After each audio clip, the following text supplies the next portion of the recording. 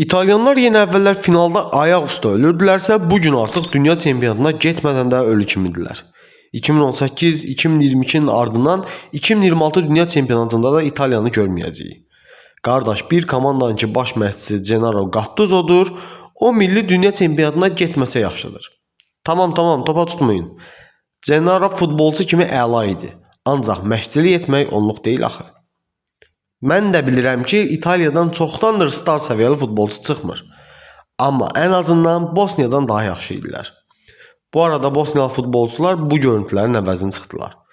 Bosniya-Hersegovina Walesi keçəndə İtalyanlar sevinmişdilər ki, daha zəif rəqib gəlir. Amma o da olmadı. Lakin dünya çempionatında İtalyanlar komandasız qalmadı. İtaliyalı baş məşqçi Vincenzo Montella öndərliyində Türkiyə dünya çempionatına vəsqə qazandı. 2002-dən sonra ilk dəfə bu yarışda olacaqlar. Sağ əli bizimkilərin başına.